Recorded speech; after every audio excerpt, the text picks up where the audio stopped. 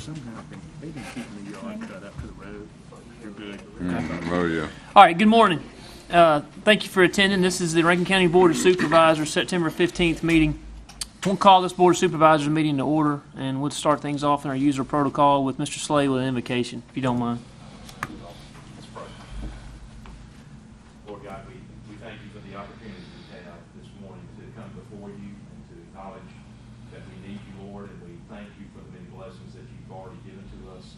Father, help us to use the blessings that you have provided to us in a way that is both pleasing to you and is in the best interest of our citizens. Father, we pray for wisdom this morning and discernment so that we would know what are the right decisions to make that benefit our community. Father, thank you that we get to participate in our government like this. Father, we don't want to take it for granted. We want to thank you for this privilege that comes from you, Lord. Thank you for the blessing that it is. Father, I pray for our first responders, our emergency personnel, those guys who just take care of us all the time. Lord, I pray for their safety and their protection. In Christ's name, amen. Great. Thank you, Mr. Slay. Item number 3 on our agenda is public comments and recognition. We'll start with Judge McDaniel. Good morning, Judge. How are you doing? I'm fine, Mr. President. How y'all? Good, good. Thank you for coming in this morning. Well, thank you for letting me. I could spend about an hour on this, but not being a preacher, I don't have to. But Janice set me for this time, and I want to do something I'm overdue to do. And I wanted to do it today because I'm not asking y'all for anything. None of us are running for election. There's no agenda behind this except I want to say thank you. I thank most of you individually for various things, but I'm telling you, I heard something a couple weeks ago about how our neighbors to the west are never going to grow unless they take care of security and infrastructure. And that got me to thinking about over the years, you and your predecessors have focused on those things. Not so that one of you gets something better for your district and somebody else gets, but whatever benefits the county. And I'm telling you, I talked to my county judges, nobody enjoys that kind of board. They're always fighting over something or not getting anything done because this one's holding out. Listen, folks, y'all don't know what that means to me as a taxpayer and to me as an elected official. But you deserve thanks for it. When I got appointed to this job, Governor Fordyce interviewed me, and I said, I work for the feds and I work for the state, and I've even been a municipal judge, but I've never worked for a county. I'm a little dubious about that. Back in the 90s, you know, counties were taking it on the 10 a good bit. He said, you live in Rankin County, you just don't know Rankin County yet. When you get over there, you'll find out it's different than any other place on the planet. And you know, he's a pretty wise man. A, because he appointed me, but B, because he appointed me. And I'm telling you, folks, not enough people just tell you thank you. With no agenda or anything else, I just appreciate what you, and that goes to your predecessors who filled those chairs before. Been here 20 years as of a couple of weeks ago. Never thought I'd stay 5 because I didn't know it would be like this. So, you're responsible for that, you and your predecessors, and that's all I want to do today is say thank you. All right. Thank you. Thank you very much, Thank you Judge. very much. Thank you, sir. Thank you. Thank you. Hey, man, I'll pay you later. All right. Judge, feel free to come back anytime. As long as I got that. That's right. That's exactly right. Come back anytime. Item B is Mr. Carl Franco, JH&H. Maybe some discussion on our misdemeanor facility. I don't know how I get placed to follow an act like that, but anyhow. Just tell us what a good job Just it tell is. us how great it is. As a Rankin County resident, I will echo that. Yeah, he did kind of set the tone, didn't he? Yeah, he really did. But I am here this morning basically for good news. We would like permission to advertise the misdemeanor facility. We're essentially through with our drawings and specifications, and we're ready to go forward with that if the board is. I know the sheriff is anxious for it, and if we can get permission, we can advertise in a few weeks and probably take in bids toward the end of October, and then 1st of November get started with construction. So that's my main purpose here this morning. Okay. Or answer any questions that you may have regarding that facility. Great. The only thing I'd like to ask, Sheriff, you had any comments to make on that? Are you good with everything, the drawings and how it's set up? I'm perfect with it. I mean, he's been over backwards for us, getting everything moved with us, all of it several times. Like I said, the only issue I've had so far is I think that he brought up about the brig, about Brandon said they wanted a brig. I don't see any purpose in putting brig and putting razor cyclone fence around a big building. Sure. You know, it's $150,000 what I paid for my first house. So I think it'd be a waste of taxpayer money. Yes, sir. All right. Thank you, Sheriff. All right. Does the board wish to entertain a motion? Well, we can add it later, can we? Sure, I think that's something we can come back at the end and make that decision, You right? got it there in front of you, Jay, if you want it. It's a discussion. and Oh, I see, last okay. night. Well, No, I have I think one you were thing. talking about the brick, right? Right, but. You're talking about adding the brick later, discussion on the brick later, right? There was a constituent sent me an article out of the Rankin County News this week and about Brandon needing a new well, and that by us building these two buildings, we're putting them at maximum capacity. I don't want to be the reason for their 5 mil increase, or 4 mil increase. Well, we're not. They already did it. But it was in the paper, the article I but read. that wasn't was- the reason They they did it. haven't put the 2 wells in yet. They So, haven't put the 2 wells, they're going to. No, but I mean, that wasn't, the mill increase may be for that, but that's not, it was not because of Not this. the whole thing. Right, It's right, other infrastructure issues down right, now. right. Can, that being said, I definitely would like to entertain us putting in a well. I second that. So that we don't, have to be the brunt of the 4 mil increase for the citizens of Brandon. Put Tell in me a this. well for what? Water. Duh. I'm talking about just for our facility. For our facilities, That's I what- think, yeah. county government buildings, but we're moving employees from one place to the other. We're not adding any employees. We're not gonna add any washing machines or swimming pools or, I'm not how are we aware. gonna use more water than we were last year? We're tying onto the existing systems, and this is the first I've heard of Well, that's any a good I issue. mean, point. is there gonna be an increase in water? But, I mean, to me, we're moving people from one building to another building. For the courthouse, that's true. Right. I mean, on the jail, we Yeah. may add a few Yeah. people over there. But I would like for us to get some kind of analysis that what our building is gonna do to the water. Because if it is, maybe we do need to add a well. I think it may be appropriate. I don't think us doing this is having the impact. The city's been fighting this capacity issue, and it's been on the table for a while. The city's gonna do it, and it's now that the mayor is pushing forward with the actual location of a well that's going, in theory, it's supposed to be one around here somewhere. You know, if we want to do something as a result of our infrastructure, what we're doing, and maybe help out on North Street when we get through building it, and kind of, I don't think the water issue is really more so, it's just a development. It's just more and more. Did you read that article though? Yeah. I mean, it definitely put the load on us. I Well, don't that's- think it is. I'm kind of with Steve. I don't think. I mean, we're gonna have some more jail space. More. Oh, I'm not saying I agree with it, but. They're not gonna have a swimming pool. But we're not the Everybody who reason read for that it. article and is not in the know, they're probably gonna believe it. Well, we can always help them with the well, maybe. Yeah, build our own. What's a well cost? I have no idea, never built one. I'm gonna say, no. Yeah, you can. What kind of way you talking about? Can be. I mean, well, I'm thinking for residential, you're looking at 5 to 10,000.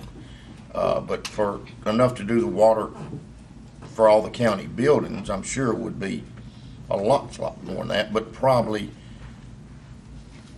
I'm not quite ready I to tell you, commit to what, let's do. building a well Let's yet. put a feeler out to the Yeah. mayor and see, and if he would like to come discuss with the board, we'll give an open invitation to him to come and discuss it, and then we can address it at that time if he wants to make a request. I think the more we talk about it, it looks like, So what do we decide about the brick? I mean, I know the city. We've got brick designed into it.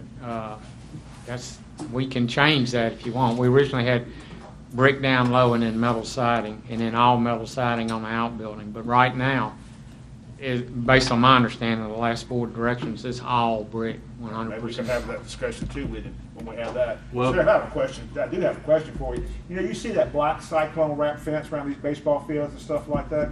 Is that an option with the razor wire too on the share, on that kind of That's facility? not usually. We actually have some old fence like that over by the mall. So y'all, I could easily do that.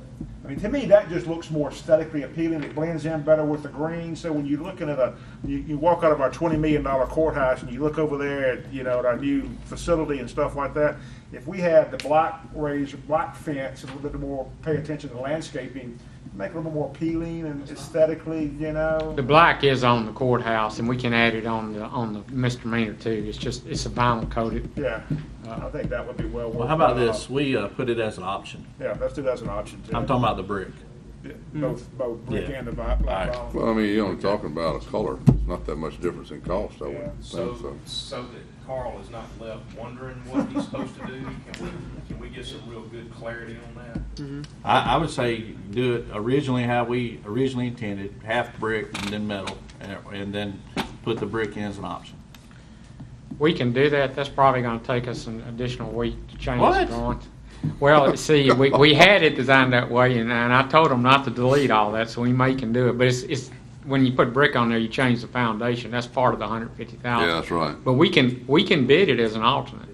We certainly can. We can bid it the way it was originally designed, and we can bid it with the brick as an alternate, and that way we will get a definitive price on it. I like that. So we could have that be Jay's motion, is to authorize the bidding with a modification that it go out 2 ways. dual, Yep. right? Do we want to put Bob's suggestion that we have? Why not just make it black? Don't even put it as an alternate. All right. Yeah, I mean, it's just a color. Yeah, the Well, I mean, fence we can it's do a coating, that. though, isn't it? Yeah, It's a but coating. both of them are coatings, aren't You're they? talking about privacy subpoenas. Aren't they both coatings? The privacy where nobody can see through the. No, I'm just No, talking it's about just- black vinyl wrap. I mean, if It's you got just a something coating. else, I thought it was a rubber that's up to covering. you. Well, I I'm think just talking about others that black done vinyl too, wrap didn't that looks better on I the don't know. aesthetically I don't know. than I would the think I know the silver. one at the baseball field is a rubber coating around the chain Block link. where nobody can see in. That's up to you. If you want that, No, that's if that would help the looks of everything. I'm just trying to think of something, because we're getting ready to have a $20 million building right across the road, and I'm not diminishing the court jail facilities, but when people walk out, that's what they're going to see. They pull out, they're going to see our jail. Yep. And what if we can, if it's we're building and doing some stuff there, the more aesthetically appealing we can make it, I just think the better. I'm good with that and land, and we can throw in some landscaping. Yeah.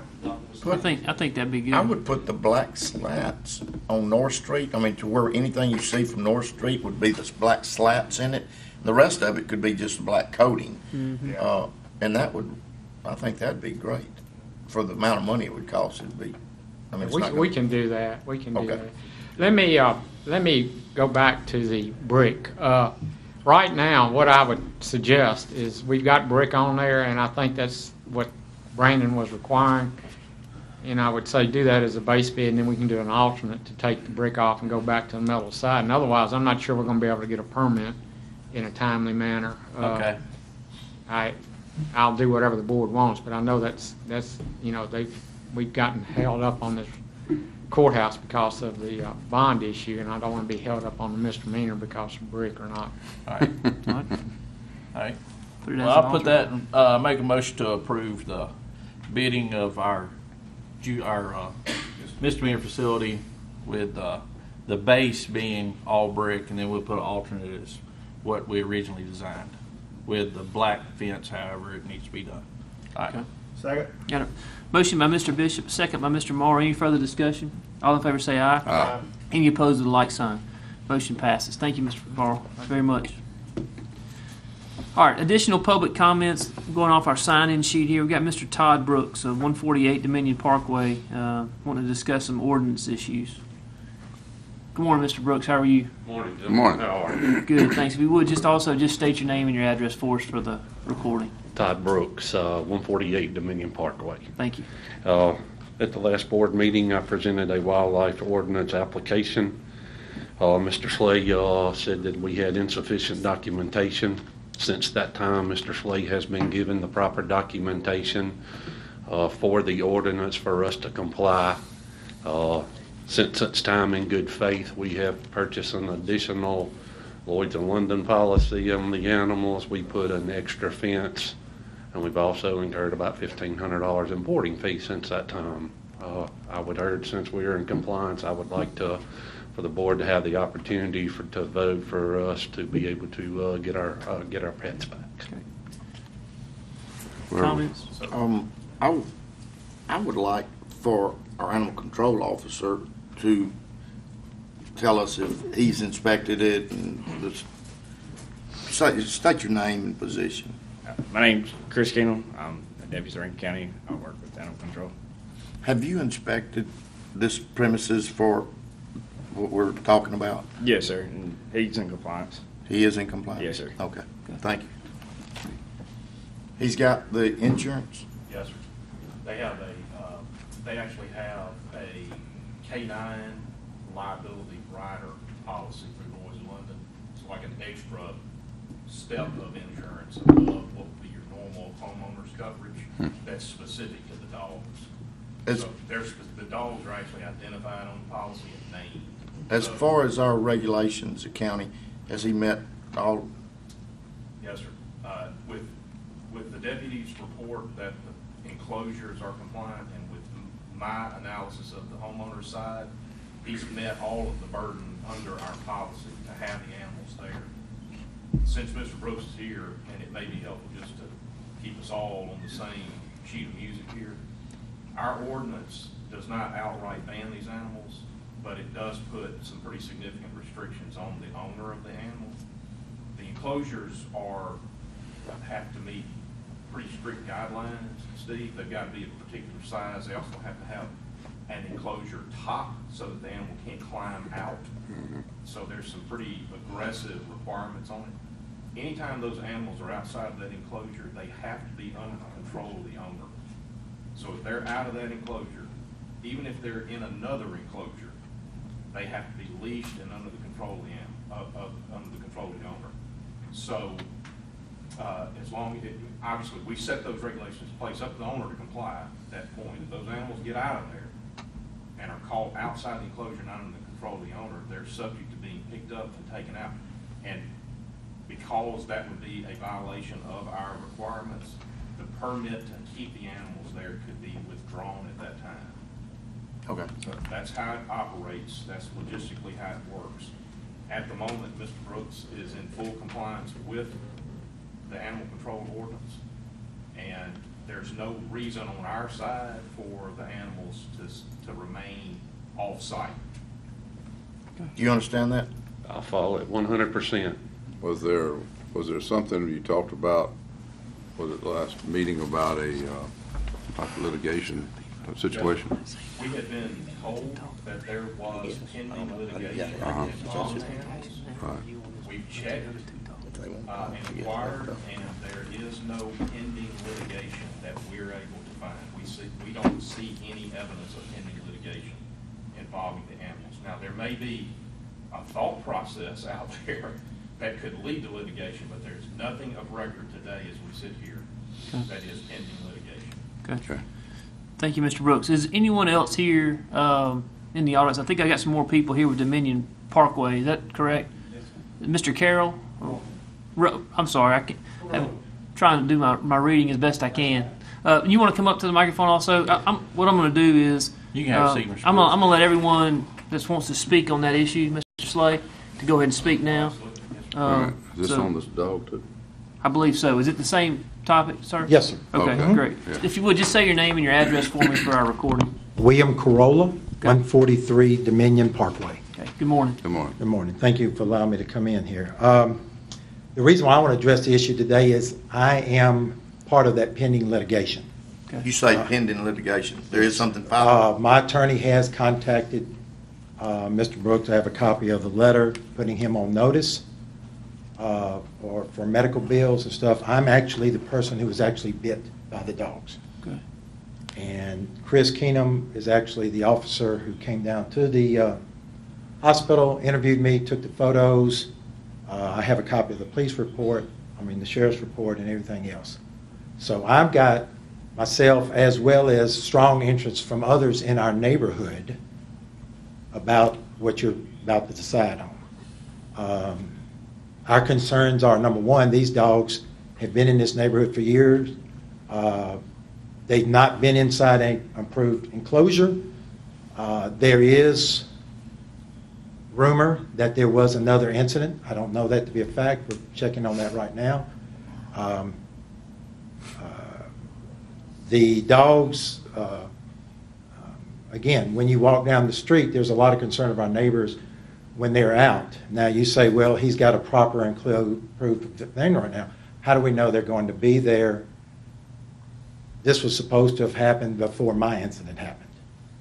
So my question is, how do we know what's going to happen from here forward? So these dogs came on your property and bit you? No, sir. I walked onto their property Oh. one afternoon. because of, I live right across the street and down one house. During that incident, I was working in my yard, there was screaming, puppies, sounded like dogs were getting eaten alive. I walked down to the street, stood out in front of their house, heard this, continued this, decided, hey, don't see anybody there. Walk up to the front door, knock on the door. Partial way up to the front door, the dogs came around, lunged at me. That's when I put my right arm out to keep the dogs from jumping on me. And by the way, I have two eyewitnesses to this entire case. They would be here, but this is something that just came up quickly. I used my hand to fight off the dogs, and one of those witnesses actually helped me get to my house, from which we went to the hospital. So my concern was, yes, I went over to a neighbor. We live in the neighborhood. Mhm. There's no trespassing signs. There's no fence. There's nothing there of any of that sort. So I have a concern, as well as one of the neighbors that's with me, as well as many others who couldn't be here but said they would either be at the next meeting or sign affidavits to have this. So that's our concern. Okay. But you have a letter, is that correct? I have a With letter Letter from my your attorney. Yes. Mr. Slade, that's something you need? I'll be glad to look at it. The issue for us is that we always structure our, not on the basis of what's happening between private citizens, but on the basis of what's filed of record. Yep. Our concern is more of an evidentiary kind of situation as it relates to a case that is filed. And in this case, it's pre-litigation. So, Okay. discussions from a lawyer. When did this happen? What date? August the 12th. So more than a month ago. About a month ago. Today's 15th, yeah. Yeah, about a month ago. All right, sir. Anything else comment-wise? Yes, I would. No, not really. I mean, I've got some other stuff that we'll wait, as you say, for pending and go Okay. from there. Great. Thank you. But thank you. Thank you for your comments. Chris, Hang on. One Yeah, go more. ahead, Steve. Yeah, when you went out, did you find any dead puppies or anything like that would suggest what he heard? No, sir, they had puppies in a kennel, from my understanding that they were fostering, and I believe they were gone the next day. They were waiting for somebody to get them or something like that. Okay. Okay. Okay. Thanks. Yes, sir. Mr. Gamble, is that right? Yes. Hey, good morning. Good morning. Good. If you would, just give us your name for the recording and Eric your Gamble. address, please. Eric Gamble, 149 Dominion Parkway. Great. Thank you very much. I wanted to come down this morning just to hear what was said. Sure. A lot of my questions were answered by Mr. Slade when he was talking about what's required. Todd and Lori and William are all my neighbors, and anything that's happened between them, I consider that to be very unfortunate, and I hate that it happened and everything. I'm in no way involved in any of that as far as the litigation or whatever. My wife and I, we're walkers and runners, and we're out there in the street a lot. And in the past, I've had concerns about the animals that are being discussed, being right there on the edge of the road, and the only thing between you and them is just that electric fence. The animals have never bothered me. They never bothered my wife as far as attacking us or anything like that. I have heard some things. I've never been a witness to anything, but I have heard some things that concern me. We have small grandchildren that come to our home and everything. And as a man and a father, it's my duty to be on guard against anything that might be a potential threat. I don't have a problem with people having their pets. I've had dogs in the past, and they meant a lot to me.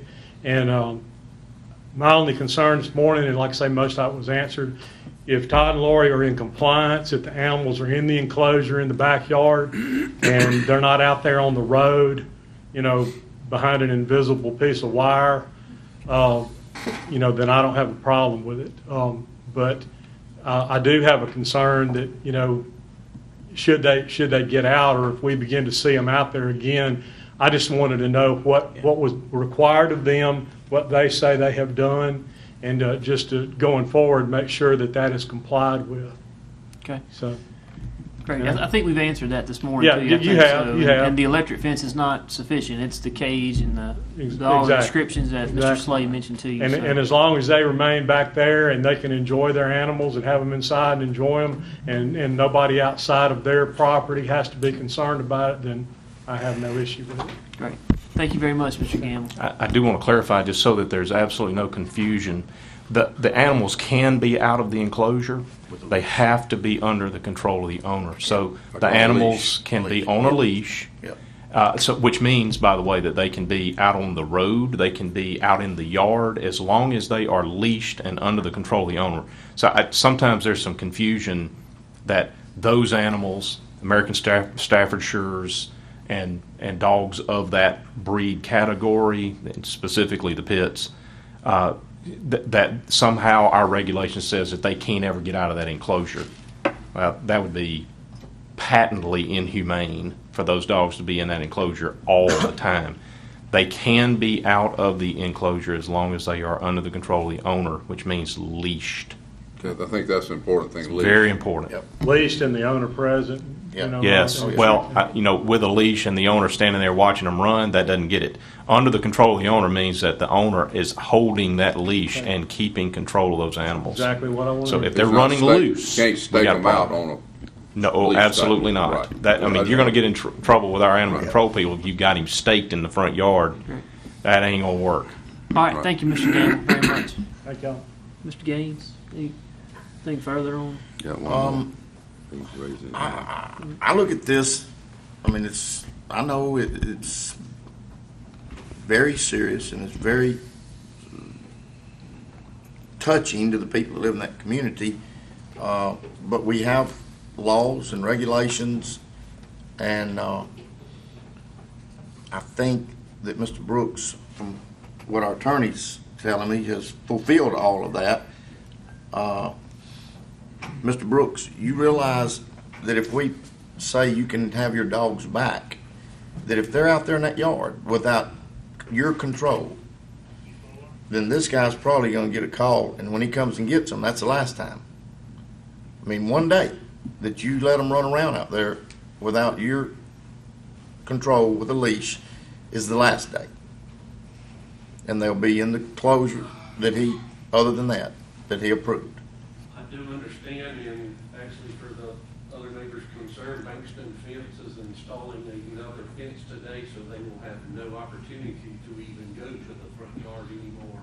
Even though it has the electric, we're installing a second fence line that would totally contain them within their approved kennel and the backyard also, so they will never be in the front yard again. Okay. Well, I don't understand that.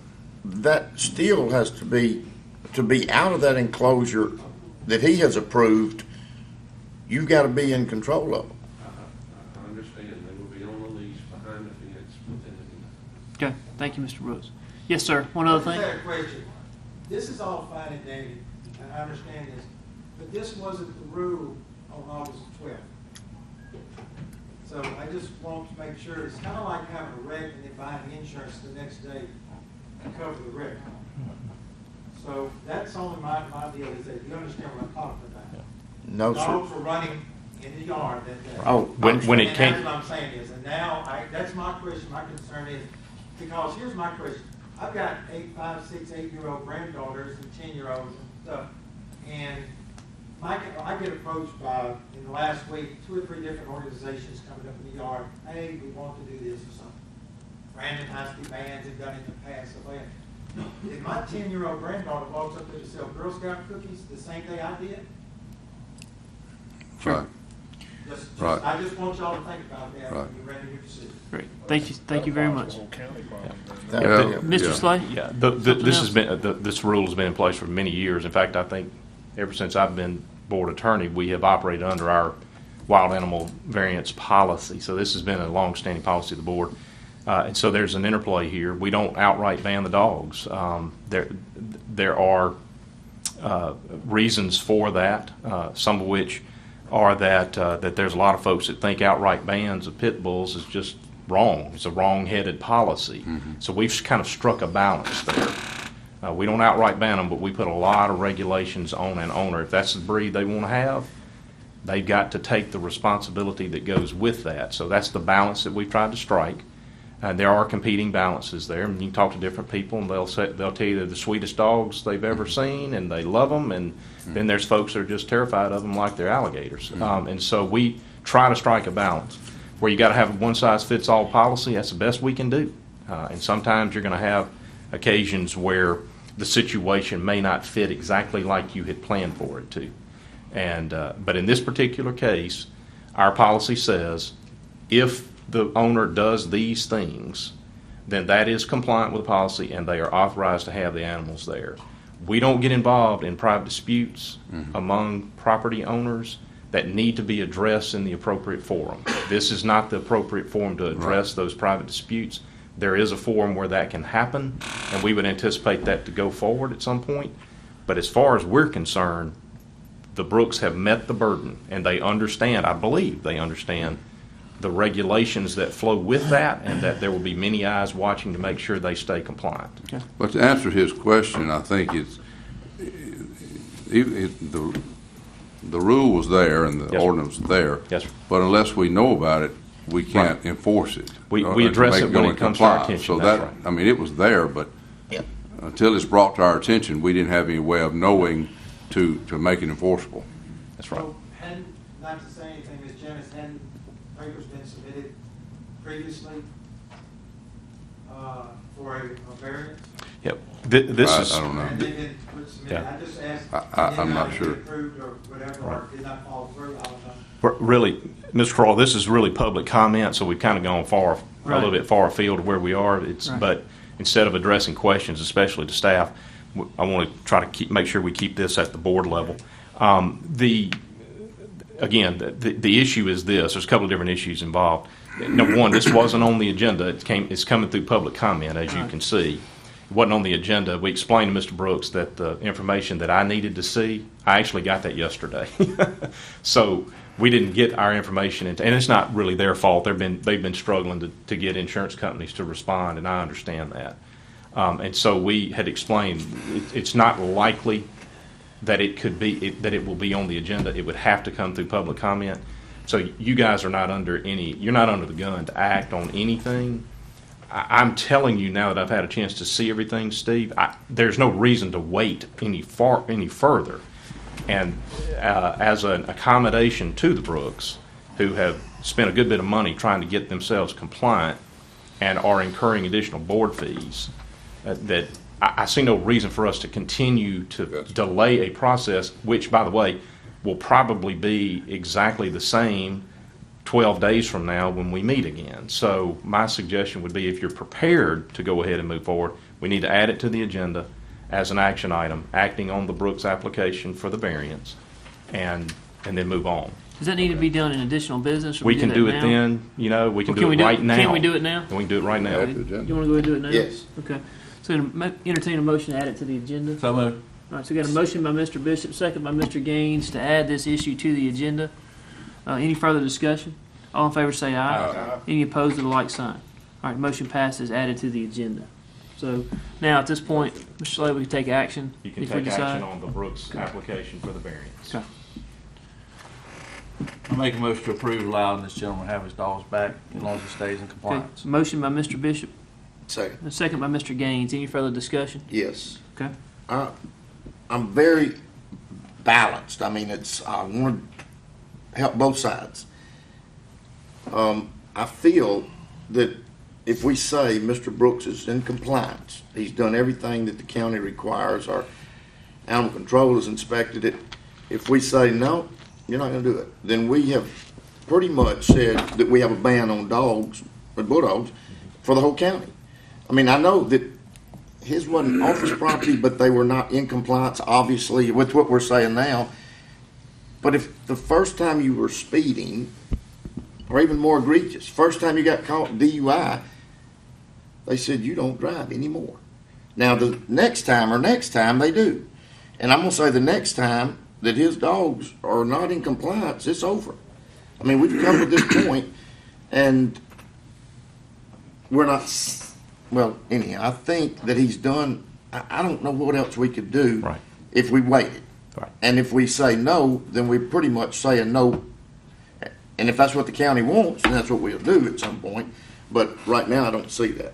Right. So that's my comment. About the only time that we've delayed action, Steve, is where we know that there is a case pending, where there is an evidentiary issue, and the concern is that the dogs be released such that they would just simply be then further moved out of the jurisdiction where there could be no further activity related to the dogs, witness statements, photographs, et cetera, medical, veterinarian type reviews, that type of thing, that could be the subject matter of that lawsuit. So we've been resistant to approve under those conditions. That simply does not appear here. Okay.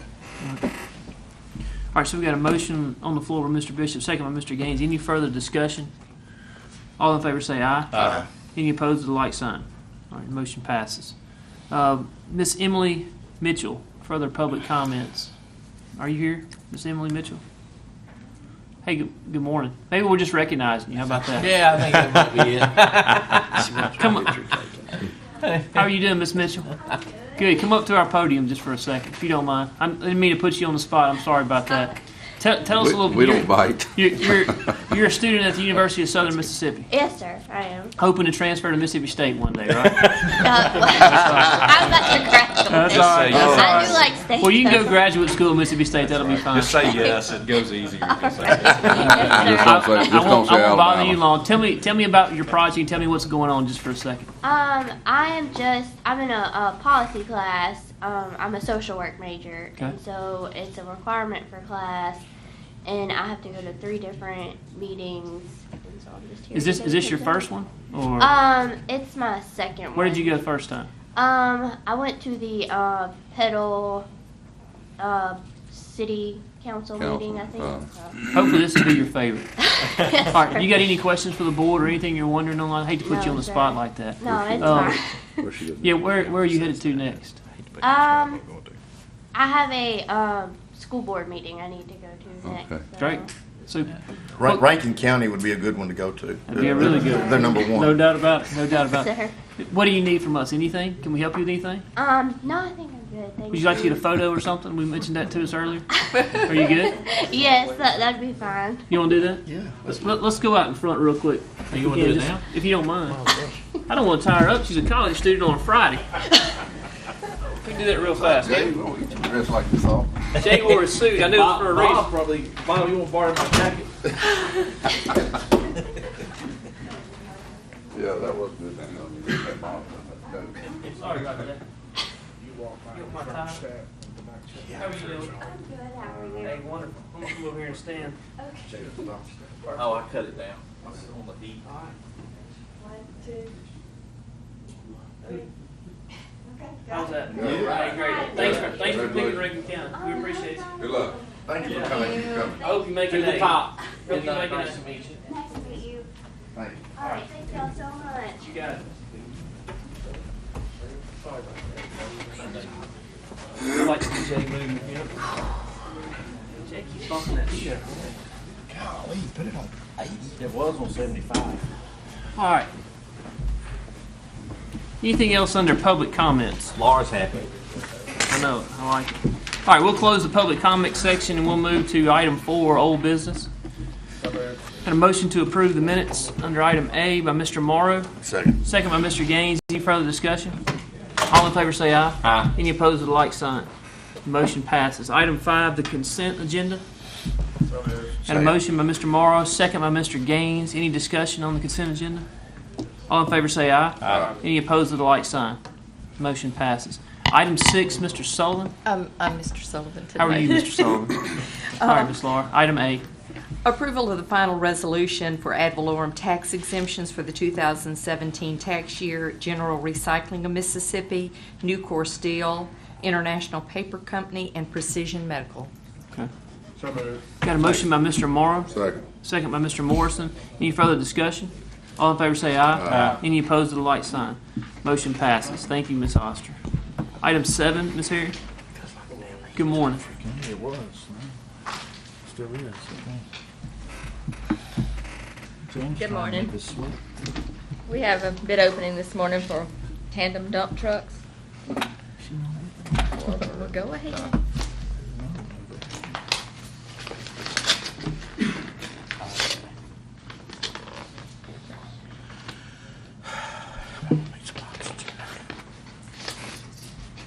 All right, for the first time in history, I'm actually hotting this off in this board meeting. Are y'all? So I know y'all are burning up.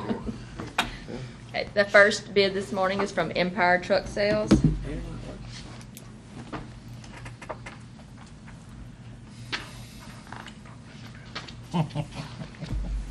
Doesn't learn.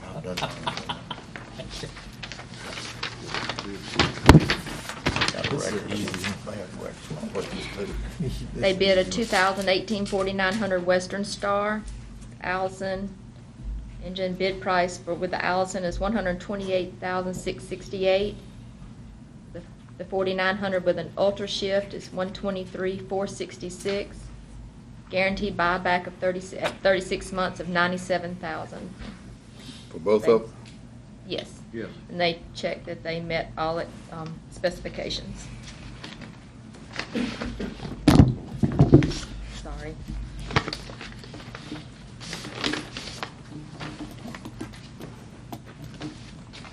This is also from Empire Truck. Really?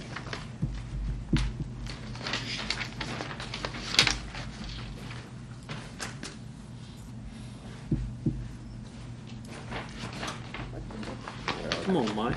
This is Everybody's also, watching. this is a 2018 Western Star 4700. They're a smaller truck with the Allison engine. That is the engine, right? The Allison, whatever that is. Transmission, I'm sorry. $123,373.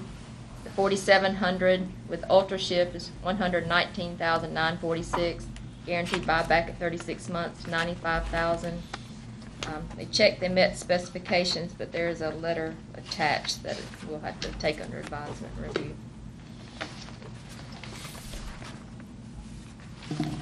How many tandem trucks you got now, Mike?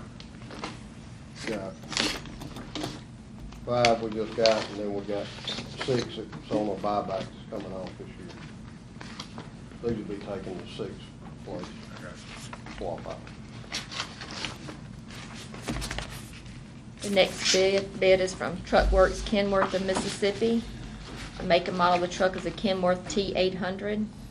Bid price $116,554.14. Guaranteed buyback $82,000. Check that they met all specifications. Wow. Not bad. Well, we have 11 total. Sir? 11 total. Oh, I'm sorry, I didn't mean to interrupt. That's your optimal number, or are you still trying to tweak it a different number? 12's my number I'd like to do that. I heard Bridget mentioned something about a smaller truck. Are you getting something less than a tandem, or we? No. Just a smaller engine, I guess? He didn't like that. Same size engine, axles and everything, it's just a 10-inch difference in the bumper to the back of the cab.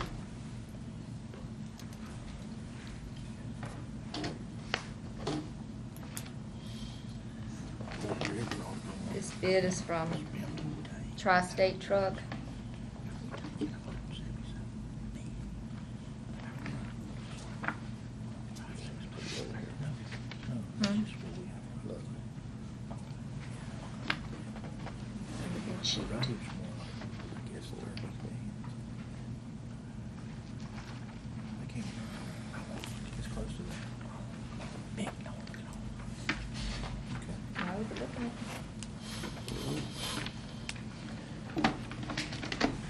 I got it spread out over here for just a second.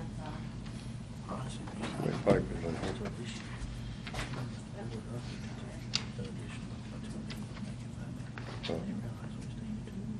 One's got this transmission, one's got the other transmission. Okay.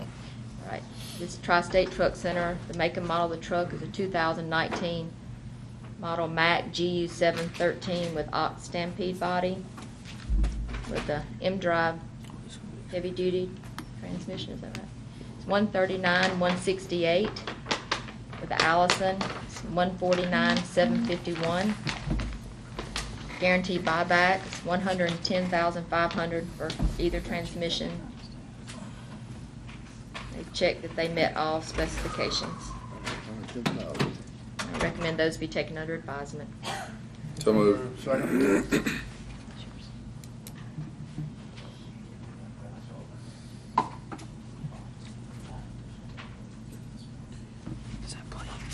That's not it. No, it's another group. Yeah. Same thing. Could it be the same thing? Yeah. Realistically, anybody could, you know. 100 of it.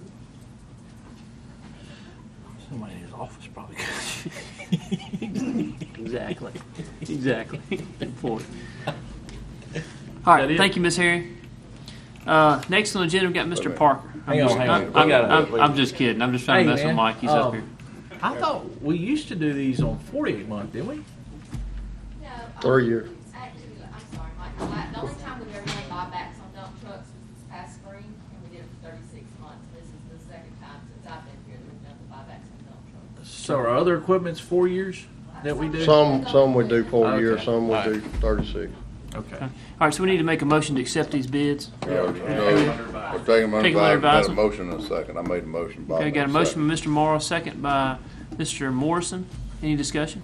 All in favor say aye. Aye. Any opposed, the like sign. Thank you, Ms. Harry. Item 8. Request approval AT&T utility permit construction of fiber optic cable utility along Cato Road installed between County Line and Wade Patrick. So moved. All right, got a motion by Mr. Second. Morrow, second by Mr. Bishop. Any further discussion? All in favor say aye. Aye. Any opposed, the like sign. Item A passes. Mr. Harrison, item B. All right, request approval AT&T utility permit to construct a buried cable along the route of Oak Grove Drive. And we've looked at the depths and stuff on that, Jay. I know it's not gonna affect what we're gonna do with it. Okay, all right. Motion approved. All right, motion by Mr. Bishop, Second. second by Mr. Morrow. Hey, would you make sure? Any further discussion? Base with them, make sure they know we're about to do some construction. Yes, sir. All right. Okay. Any other discussion? All in favor say aye. Aye. Any opposed, the like sign. Item C, Mr. Harrison. Approval of the roll-off container service agreement with Deep South Disposal to place 3 30-yard dumpsters in Robin Hood subdivision at the old video store. So moved. Okay. Got a motion by Mr. Morrow. I'm sorry. That's all right. Motion by Mr. Morrow, Second. second by Mr. Morrison. Discussion? Yep. Mr. Gaines? Were we not looking at putting 1 or 2 of those around somewhere at Pelahatchie also? Yes, we was gonna try and see how they did on this right here. Okay, We got a okay. little cleanup deal right here. We was gonna try and see how they do right here, and then we'll go further from there. Okay. on it. You don't have some in the barn location already? We do. We just, I think he's talking about going with a different vendor, but I'm concerned about us mixing all these up, losing track of them. I mean, I'm not opposed to bringing in somebody else. It's just, I think we get 2 or 3 over here, 4 or 5 over here. That's going to be a. I think what we're trying to do is see how this works out. This is a local person that's Right. from Brandon, from Rankin County, and we may get a little better, more personalized attention. And we're going to, if this works out, it may work into where we don't have 2 different. Yeah, I'm assuming it's less money, right? yes, sir. I've looked at our contract, Ms. Lauren, and I have sort of looked at that together. We don't see any issues under our existing agreement with our current provider. Okay. Any further discussion? All in favor say aye. Aye. Any opposed, the like sign. Item C passes. Thank you, Mr. Harrison. Thank y'all. Mr. Parker, good morning. They're not picking them up anyway, right? Yeah. It's not waste management. Thank you, Mr. President. First item I have on the agenda is Country Meadows, and I'm recommending approval of the construction plans on that development. So Okay. moved. Got a motion by Mr. Morrow, We have to pay for the Second. second by Mr. Morrison. Any further discussion?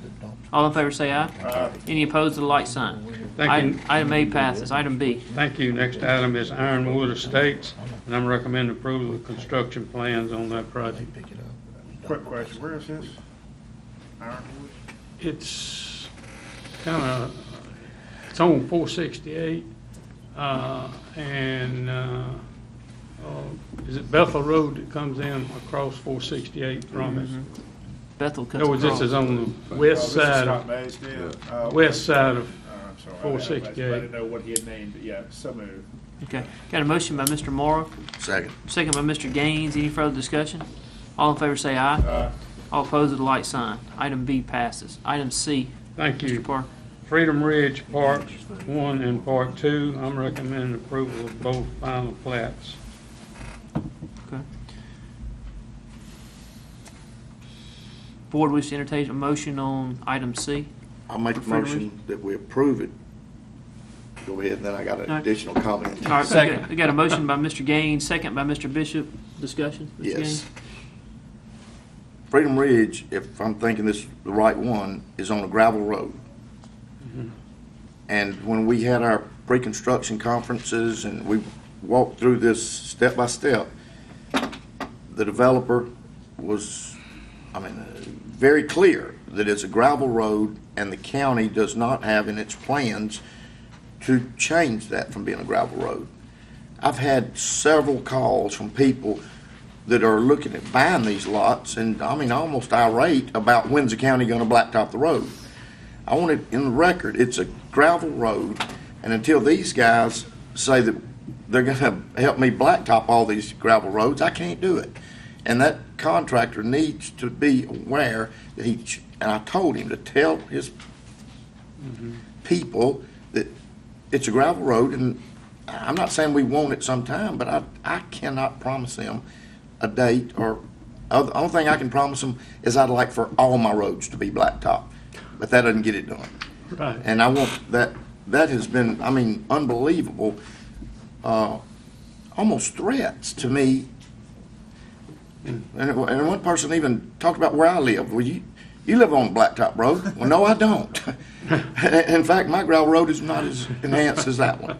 And so I want this clear, that this is a gravel road, and the county is accepting this with it being on a gravel road. Yes. Is it county standards, the gravel road? Yeah. Yeah. I'm just looking at for other reasons, yeah. Well, why not have obviously it's going to be coming up pretty soon, and we're going to be under the gun. Why not have this developer bring the road up to a blacktop now? We discussed that, and the deal is he's probably 5 or 6 miles from blacktop in any direction. So, he'd have to blacktop. Yeah, but he's right, but 5, 6 miles either direction, but there's a portion of it's going to be, a portion of his subdivision is obviously going to be off that road. No. He has no off county roads. It just wouldn't enhance very much if you went out there and blacktop a quarter, mile, and then they got to drive 4 miles. Well, see, his development comes off of the gravel road then? His is on the gravel road. All of it. Every lot is off the gravel road. Accessing the gravel public. Oh, all the driveways will be. And wow. I can't promise any date. How many are we talking about? Lots. Yeah. It's like, right now I think it's like 7. 12 total, I think. 8. I think both sides are. On 5 miles of road? No, it's all within about a 40-acre tract. Oh. Large lots. I'm looking at covenants too, Steve. They're 2,400 minimum. Yeah, It's strong covenants. Looks good to me. Yeah. Okay. I don't have a problem. We've had others have to take care of the road. Yeah. So as long as you put stuff on record, I'll put on record, I will not be voting to blacktop this road. There are 15 total lots. 15. According to that's 15. All right, any further discussion on Freedom Ridge? All right, all in favor say aye. Aye. Any opposed, the like sign. Item C passes. Item D, Mr. Parker. Okay, thank you. Sir, do you have any gravel? North Shore Landing, Phase 1 and 2. We recommend approval of both preliminary plats on that project. Great. I'll make a motion to approve that. Second. A second by Mr. Morrow. Any further discussion? I wanted to ask one question on it. Do you have that over there, Craig, the North Shore? What was our house size minimum on that? Do you remember, Tim, what that was, Mr. Buster? House size, I do not remember. There's some large lots and some small lots.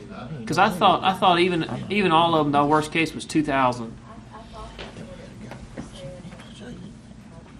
Okay. All right. Daniel, do you want to approve that contingent upon? Based on us that 2,000, yeah, satisfying that 2,000 square foot, right. I believe that's what it was. I know we'd had that discussion. I think, You need to see it right. yeah, I just want to be sure it's in the writing side of that, so. We'll approve it contingent upon. the Lot restricted size. covenant. Some of them are bigger than that, but I mean, because he's got multiple developments right there. The smallest that could go in there, I think, was 2,000. I know we talked about that with, what it 2,000 we Yeah, said, Steve? I think 2,000. Okay, so my motion is to contingent on it being 2,000 square feet. Any further discussion? All in favor say aye. Aye. Any opposed with a like sign. Item D passes. Item E, Mr. Parker? Thank you. Little Woods, I'm recommending approval of the preliminary plat on that project. Okay. I didn't understand what you said. On Little Woods, Yes, sir. I'm recommending approval of the preliminary. What road is that Little Woods on? Is that Little road. that Little Road? It's off of Andrew Chapel. Oh, okay, I know where it You is. I know recall- it is. I know where it is. It's a, yeah, there was some discussion on that private part of the road. We got that cured. Yes, sir, to my knowledge, we Sure. have. Get it cured? I mean, Of course, the issue. Yeah. The deal on that development was that the road was gonna be improved up basically to the same standards that the existing road is Right, coming right. into it. Okay. But you're satisfied on that? There was maybe a quarter of a mile that was private and gonna remain private, Yes, sir. and they were gonna bring that up to the same standard? Standards. Yes, sir. Okay, all right, I'll make a motion to approve it. All right, got a motion by Mr. Gaines to approve. Second. Second by Mr. Morrow. Any further discussion? All in favor say aye. Aye. Any opposed with a like sign. Item E passes. Item F. Thank you. Mr. Clover Parker. Valley Phase 3 and Phase 4, we're recommending approval of the construction plans on that project. I'll make a motion, we approve it. All right, a motion by Mr. Gaines to approve. Second. Second by Mr. Morrow. Any further discussion? All in favor say aye. Aye. Any opposed with a like sign. Item F passes. Thank you, Thank Mr. you. Parker. Mr. Slay. Item Quick 10. question here. Okay. Well, I see Carl still sitting out here. Apparently, he's got some issues on the thing. Can we not go ahead and take care of his business? I'm sure. He's number B under me. Okay. Right. Be under me. He's got something else now. Is he here for change orders too? He may. Uh-oh. All right. Item A, Mr. Slay. Yes, sir. Let me grab I turned it up a little bit. It's coming. Bob's been over here fooling with this one too, so. I moved it up a little bit.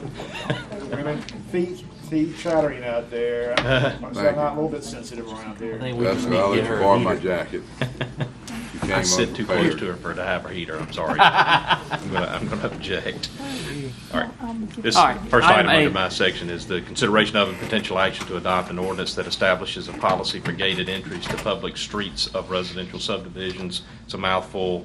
Basically, this ordinance, and by the way, guys, y'all have had an opportunity to, well, you've at least been provided with a copy. I don't know if you've had an opportunity to review it or not. This has been the subject of many, many discussions, some actually in this public setting, about gated entries to subdivisions where the streets will obviously be public streets subject to county maintenance. And so the consideration that the board wanted to give is there a way that we could adopt a policy that would address the matter of this tension, natural tension between access to a public street and what goes with that, all of the emergency response having access, and the desire of the residents within the subdivision to have some sort of sense of security or the control of unfettered access to their residence. And so we have put together a policy that tracks and sort of mimics the City of Madison's policy that they adopted. And I've been working with a local gate installer who has had to deal with these issues in a number of different jurisdictions, Jeffco, and in pulling together example policies that we could draw from. And my assessment is that the City of Madison's policy probably most closely approximates what was the concern of the board about that. That is, that it would operate not by way of any code, not by way of any sort of device that required punching in a number for entry or other means of access, but automatically opens as a vehicle approaches. Also, that would be the case that it would have a timing mechanism so that opening would be within a governed period of seconds, so that if it's an emergency response issue, it would be fast enough to suit our emergency responders. There are ways to control that. It would be on a battery backup, so if we lost power, it would automatically open and stay open until power is restored. So there are a number of things within the confines of this policy that address those kinds of issues, which were, I would say, those were the priority issues that you guys raised. Are we going to get first responders in? Secondary to that was, what if we find ourselves in a situation where, even though we mandate that there be a battery backup, even though we mandate that the homeowners association or the residents themselves take responsibility for maintaining the system, what if we find ourselves in a situation where we lose power and no one has maintained the batteries, and there we sit with needing to get access, and we've got these expensive gates blocking our way? And so the policy spells out that in that case, our emergency responders are coming through, doesn't matter how or what, and that the homeowners, either the HOA or the residents themselves, will be responsible for any damage that's caused. So our first responders are coming they're responding. And so that places that responsibility onto the HOA and the homeowners. I have a question. Yep. Yes, I sir. got one. Yep. I mean, on that particular issue, I remember him saying something, that there's a provision or a technology out there that if power does go off, it automatically, the gates open. Yes, sir. The power keeps the friction of the gate together, and then when they lose it, then the gates automatically go open. So i.e., no really need for a, can that be encountered as an option B as opposed to a battery backup? It actually requires it. Yes, So I sir. guess I didn't read it, and I was one of those supervisors you're referring to. Right. There you go. Well, Bob, I was the second. I had a couple in mind, but if we have I won't say which two I had in mind. If we have an instance where it fails to operate, do we reserve the right to leave them open? We're coming through regardless. It's going to be open after that one. Yes, sir. So I'm just saying, if it malfunctions, doesn't work, doesn't open like it's supposed to. Understood. You know what I mean? Yes, sir. We didn't specifically, it's not spelled out in the policy, but you raise a great point. I don't know how detailed we want to get, Jay. Anticipating those kinds of issues, what we're saying in the policy is, it's the responsibility either of the HOA or the homeowners, and I'm using that language so that you guys understand we're not going into this assuming that every development is going to have an HOA. We've got examples where we don't have an HOA within a residential subdivision context, either because they let it lapse and it doesn't exist anymore, or they never had one. So we've accommodated that situation. We say either the HOA or the residents are going to be responsible for maintenance. That's our policy. That's their responsibility. So if it fails to open, my thought process is that gate is going to be dealt with way before it ever gets back to us from a first response. The first resident that can't get in is going to probably figure out a way to get that gate open somehow so they can get to their house. So I think these are problems that are going to address themselves before we have to deal with it. My number one concern was that we have the battery backup requirement. It's not maintained properly. Mm-hmm. And the direct power source is allowing it to properly function. Then we lose power. And because the battery backup's not there, it could malfunction and not open like it's supposed to. And in that situation, as unlikely as that's to be, we have planned for our emergency response guys to have the authority to go through it if necessary, and the damages that are caused are the responsibility of the HOA, either to the gate or to our emergency response equipment.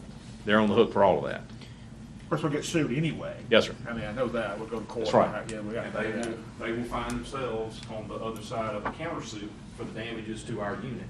Correct. And we'll point back to this policy as the basis for that. Is there anything in there, Craig, that says that if we have multiple offenses that are happening at a particular subdivision, in other words, we're finding multiple times that we go out there that this thing's not just working properly, Do we have any authority to come back after 4, 5, 6, 8, 10 warnings Yeah. to say, take the gate down? Yes, sir. It's not functioning. I think that's a Open great, up. I think that is an Security. absolute great idea, and it's not one that is contained directly, it's not contained in these policies that I've been looking at. This would say but I think multiple it's a great idea. violations. Yeah. You know, I would So- say a number, yeah. whatever the number, I mean, Yeah. whatever, maybe the board deems. Yeah. We Let- just reserve the right Yeah. to. Right. That, Leave that's them what we open. want to do. That's what Yeah. we want to do, We to reserve the clarify right what. to leave it open. We need Yeah. to, I think that'd be- Based on whatever. So I'll add a provision in here, it's basically a catch-all provision that says, at the discretion of the Board of Supervisors, the permission to have a gate can be revoked for any or no cause. Okay. That gives us the absolute blanket authority to take it down if we find a need to do so. All right. Okay, I got a question. Yeah, Well, Mr. I Bishop, was good. going forward, as these come up, are we gonna have to deal with them one at a time, or are they automatically be able to go in? No, it's, the requirement is that they clear it through our road manager and our consulting engineer. The policy provisions are, this is what we're going to follow. And if you meet all of those requirements, and you clear all hurdles with our consulting engineer and our road manager, Yeah. and your signage is appropriate and accurate and whatnot, then you will be permitted to install. Okay. Is it all going the- to be something where it has to be a certain distance off the road? Yes, sir. All of that's mandated, Jared, even down to the extent of, and the wording for the signage. So it has to be far enough off the traveled roadway so that multiple vehicles can be in situ is the word. It's in place. Do you specify that distance, or you just? Yes, say- sir, it's specified in here. I want to say that, I saw now, one. I saw a beautiful one in Clinton not too long ago. I mean, it was Yes, sir. probably 150 feet back. Nice gate. Had the camera back behind it. Yes, you know, sir. where it would take the picture of the license plate when it So- moved through. And rather than saying a specified distance off the traveled roadway, we're relying on our road manager and our county engineer to tell us what is the distance for this location. That road. If it's on 468, Needs to be- where there's a higher speed, we're going to make them go much deeper into the property. If it's on a lightly traveled road, we may let them get away with a little bit closer gate. So we want some flexibility in there. What will we do, and I know this really doesn't pertain to this exactly, but it's going to come up, about ones that have a private area already, private, and they have gates. They won't turn around and say, okay, we want to get on that board Yeah. too, but now we want you to take the road Yes, sir. over. So this policy right here, Jared, specifically excludes private roads. No, but if Yeah. they come in, no, somebody's already got a private gated subdivision. Yes, sir. And he says, hey, I want the county to take this road over, I'm gonna install these kind of gates. Yes, sir. How will we handle that? I mean, All right. it's something we need to think about. We It don't have is. to decide today. Let's assume, for the sake of this discussion, that it's been private and they have gates. That's what I'm saying. If they want us to take the roads, they will have to bring their gate and entrance up to compliance with the policy As well before as the we road. take it. As well as the As well as the road. That's right. Yeah, okay. 'cause So I as a know part of the road probably issue, gonna go we there. would make them comply. And then we would still have to vote to accept it. Or, That's Right. correct. Yeah. I know one's probably gonna go there. all right. Any further discussion? Maybe. Any further discussion? No, I mean, I'm skeptical on some of it, but let's try and see. you sound like you got pretty Market's much, changing. pretty much a lot of the, problems tweaked out of it. I make a motion to approve, subject to your comments and adding those comments to the policy. Second. Got a motion by Mr. Morrow, second by Mr. Gaines. Any further discussion? All in favor say aye. Aye. Any opposed to the light sign. Item A passes. Okay, with your Item B. permission, Mr. President, what I'd like to do is make the corrections, the revisions that we want to make, and get it to Ms. Janice when we get it all linked up. But we probably need to push this out to our Home Builders Association so that we get the word out that there is a policy in place, so that any plans that may be underway now, they know that they can incorporate this if they haven't already. If they started incorporating, they need to know quickly what the rules are, Right. so they can bring it into compliance as quickly as I possible. mean, that becomes, when they come to present a preliminary plat too. Yes, sir. Right. I think we want to get it out to the Home Builders Association that, and whoever of the developers y'all want us to push that out to, y'all might put some thought into who ought to get a I copy. think Steve, you got one out there on Baker Lane, don't you? What's that one that wants to do it hard and heavy? Melanie. Melanie. Yep. So we'll try to get it out as quickly as we can on that. The second item under me is a discussion of, and this is why Mr. Carl is here, is a discussion on a requested bond for the protection of North Street as a part of the new courthouse construction project. This came up when the city of Brandon asked for some sort of means of protection as a part of the permit process of North Street, given the construction that's going on. We kicked back and forth whether the county should take on that responsibility by just simply indicating to the town, if there is any damage, then we will address that at the appropriate time when the project closes.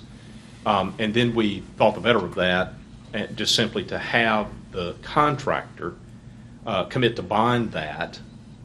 We estimated, I think, Tim, we do an estimate on that, about $50,000 was the number I recalled.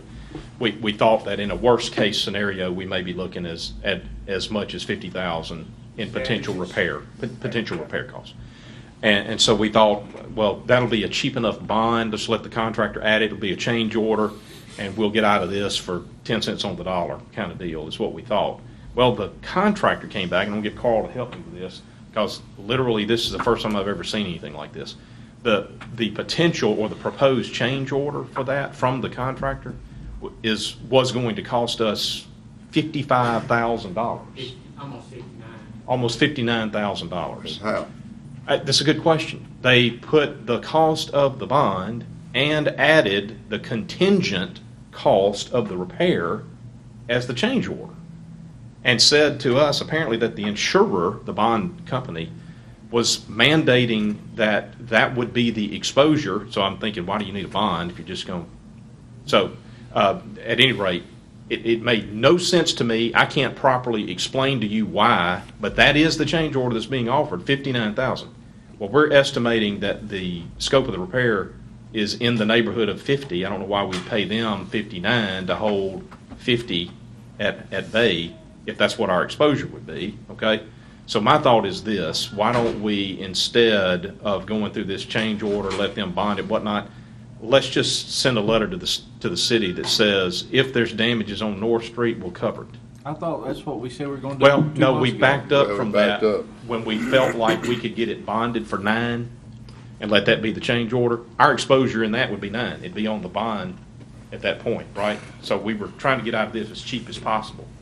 Carl, if you Let have me add a anything. couple of things. Actually, I believe now the city wants both North and Timberline, because they started off at $25,000 for North Street, and then it came back at $50,000 for both of them. I went by this morning just to look at it, and let's say they've been about approximately 3 months into construction, and I really couldn't see any damage to either street at this point. Now they run heavy dirt equipment, but they haven't run a lot of concrete trucks or some other things. So Timberline is in good shape to begin with. North Street is not necessarily in good shape. It's patched and everything else. Because I'm kind of like Craig, I don't quite understand the information I got back from the contractor, and I've questioned them since, because I was under the impression that a bond is like the bond you pay for the building. But what they're telling me, based on discussions with their insurance company, is that when they, with the building, they've already got all the parameters set, so they can bond that, and like the bond on is like $50,000 or $60,000 for the courthouse. With the street, there's, it's unlimited potentially, other than the $50,000. And so the reason why I got up to 59 is the bond itself was only $1,000. There was $300 from miscellaneous legal. But as a change order, they're entitled to overhead and profit, and there was almost $7,000 in that for that. And so now it would be an allowance. It wouldn't be like the change order would be an allowance. If they didn't spend $10,000, then that's what it would be. But it still leaves the county open to things. So I'm not familiar with this process a lot. This is the first time I've dealt specifically with having to have a bond for street repair. I asked them, I said, well, don't you have something in there for just any kind of damage they would do normally, which they would be responsible for? And they came back to me and said no. Now, they don't have a line item in their schedule of values, but they're bound to have something. But anyhow, it certainly would not be $50,000. And so that's where we're at on that. So it would be for both streets, Tamberline and North Street. It's the same number. Yeah. It's 50. I forgot that they had added Yeah. Timberline in there. The contractor's trying to keep all the heavy construction to North Street only, though. That's because that's where the construction access really is. Are you saying that you've never had to get a bond for a road on a? I have not on any of my particular projects. I have not. How many have you done? I mean, you Let's just say got a small window I've been there? involved 40 years, so I Okay. don't know how many that is. You just don't have that off the top of your head. No, I don't. 330 And I hate something. to say that I've been involved for 40 It's a years. few. It's a few. Yeah. All right. But what we are seeing, I will be honest, in developments in cities and stuff, and we ran into this on the coast. It just seems to be the city's deal to collect these type costs, whether it be sidewalk development, road protection. On the coast after Katrina, we did a church and they had to pay $25,000 to upgrade the emergency communication systems. Oh, wow. Yeah, they had to put in That got you hostage is what it is. Yeah, that's right. So I am seeing that more as a policy. It's not just the city of Brandon, but I am seeing now whether or not that's appropriate. I can't I don't answer see that. action on this. Craig, you need action of some kind? Now, all I want is a decision to be made. Do we want to go with the contractor's proposal? No. I think the answer is no. No. Am I authorized on behalf of the I board make to a send motion a we letter? self-insure on the bond repairs for Tamberlin and North Street. Yeah, we got it. So we got a motion to add it to the agenda. Yes. Yeah. So a motion to add it to the agenda, Mr. Morrow. Yeah, second. Second by Mr. Morrison. Any further discussion? All in favor say aye. Aye. Any opposed to the like sign. So motion to approve by Mr. Second. Morrow Second.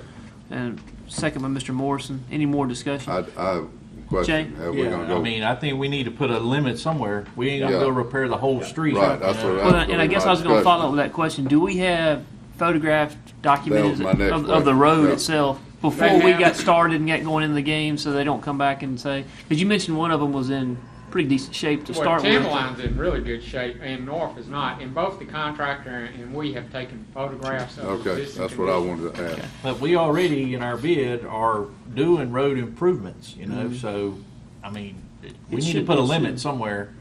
And I'm good with that. I would suggest, since our engineers told us that he believes a valid Those are estimate. Brandon's estimates. We haven't done any estimates. Those came from Brandon's state. estimates.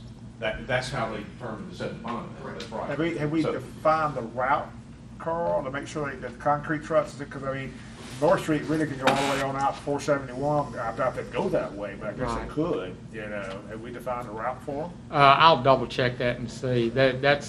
We had that discussion at the pre-construction conference, and I don't know if they're exactly defined, but we can define.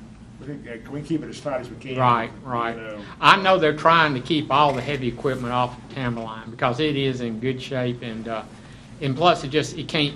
If you've seen the site, you've got this 40-foot hole there, and they really can only access it from North Street anyhow. Yep.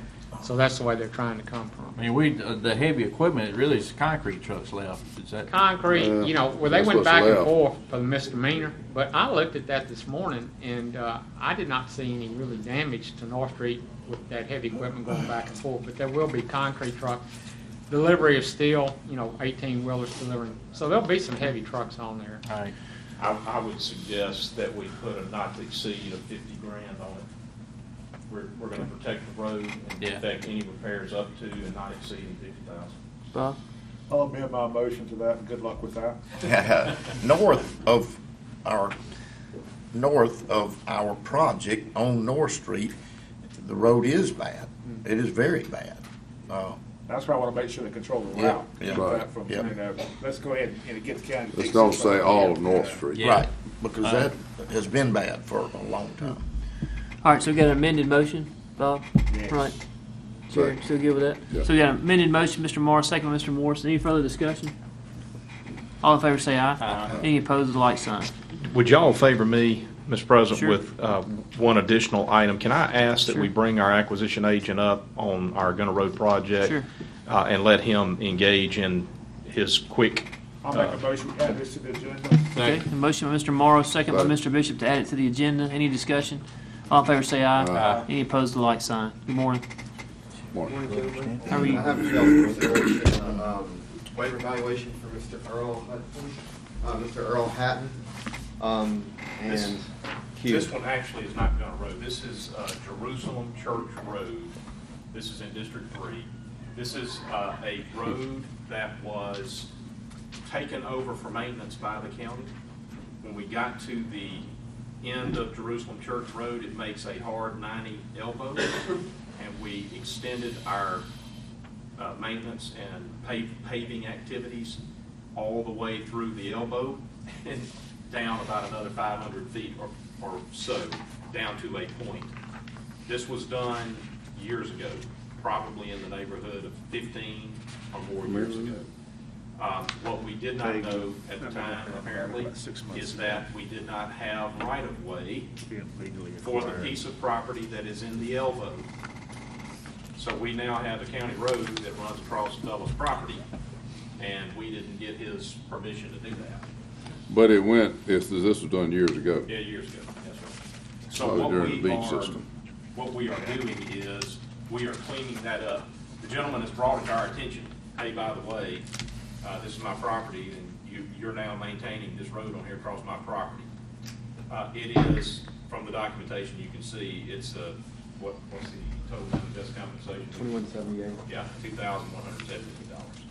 So the issue becomes one of the cost of acquiring it the old-fashioned way versus a voluntary process, which this man is willing to do, and which of those... For the right amount of money. Yeah. Which is Whereas, at the time, he would have gladly given it away to get his road paved. more than likely. Motion to approve. All right, so we've got a motion by Mr. Morrow to approve. But what's the well? You want second? ahead. We have a Second, second. discussion. Board have a second? Second. Second by Mr. Gaines. What? Mr. Morris? And what would be the option if you didn't do it? He's, We have people that live south of him, so. And they- Oh, and there's they- more people? Yeah, there's more people to the south of him. Oh, okay. It's not just dead end. Oh, this is in your district, Bob? Continues on for, huh? This is in your district? Yeah, it'd be District I 3. believe there's 3 houses past the end of the pavement. Yeah, so, I mean, it's just, it's like Mr. Slay said, this is just a matter of cleaning it up and making it all nice and neat, and pretty. So, I make the motion. Yeah, the rest of the property, it was, so those other 3 houses are included in the same road that didn't. we get access to them and clean up the issues that are before us if we can get this straight. Okay. Okay. All right, got a motion on the floor by Mr. Morrow, second by Mr. Gaines. Any further discussion? All in favor say aye. Aye. Any opposed, the like sign. Okay. Mr. Slay, anything else? Okay. Item 11, Ms. Laura Oster. Item A. First item I have this morning is a request from David Ruth Coroner to change the employment status of Tara Evans to a salaried employee. When he came on board, there were 2 slots for deputies. Y'all increased it to a third. Since that time, Tara Evans has become basically like a contract. She goes through claims. We pay the mileage and whatever fee for that the coroner gets. But he said it was a problem for her to go through claims for her tax purposes. So he wants to add a 4th slot for a deputy coroner. Laura, the way I see this, it's just, I mean, it's the same money. Oh, No, sir, she's going through claims right now. If she goes through payroll, we will pay the fringes. the fringes will be the difference. No insurance or anything, but she But- we'll pay the fringes. No insurance. And she will get the $175 per month that she does not currently get. Guess what? $175 a month. Yeah. So I will have to make a budget amendment because there's only 3 slots at What is the present. inconvenience to claims here? I'm not quite sure. Tax purposes. What is You're that? responsible for She your just own don't have to taxes. keep up You're, with it. She don't wanna- she don't You're have responsible for discipline to set aside the money to pay Uncle Sam. You're- Been you're down res- that road before myself. Got better about it. Got some training on that. Paying Uncle Yeah, Sam. hard way.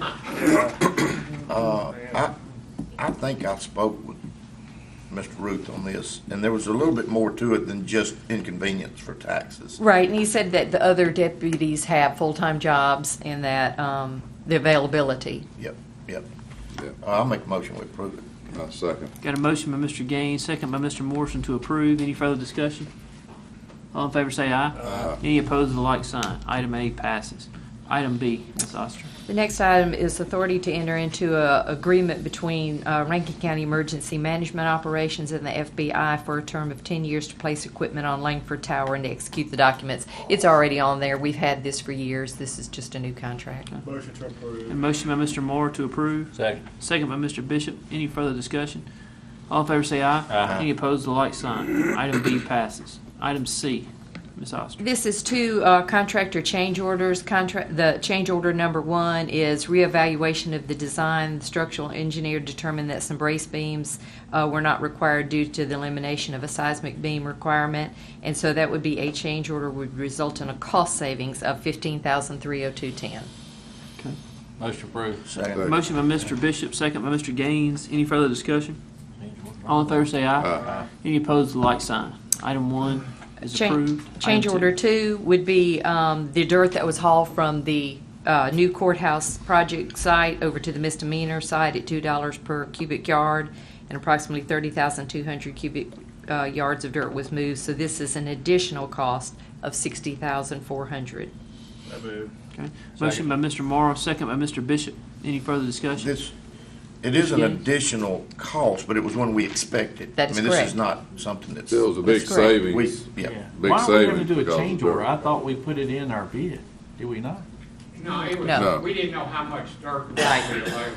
Okay. And as I mentioned before, we did a project recently where the cost was not $2, $15. Right. You can see that there's a tremendous amount of savings. Yeah. Now, we still, we used all the dirt that was available, but there's Still still gotta going to be bring- another yep. 10,000 Yep. yards for the misdemeanor project, but that will go on the misdemeanor bid. Okay. Okay. Is All right. I'm correct on that, and approximately that amount. Okay. Okay, Thank you, Mr. so really, big savings. It was tremendous savings. Thanks, Carl. All right, Ms. Laura, board wish to entertain a motion? We already got one. Motion Yeah. and a second. Yeah. So, Yeah, any motion further second. discussion? Yeah. All in favor say aye. Aye. Any opposed, the like sign.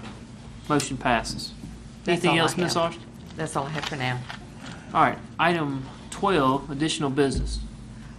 I had asked this to be put on the agenda myself. Sure. I mean, I think the board as a whole has realized the issue about drainage and stuff, and that we need to do something on a countywide basis.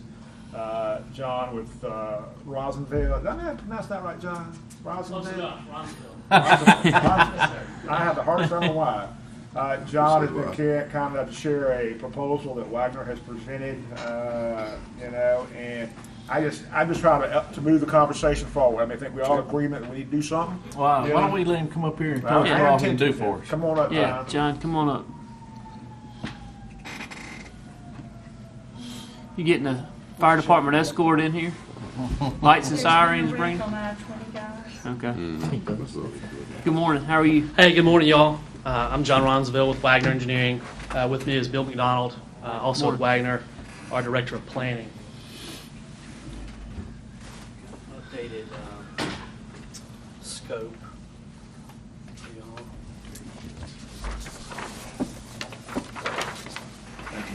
Here's one more right here. Somebody got one? Yeah, Steve. Look.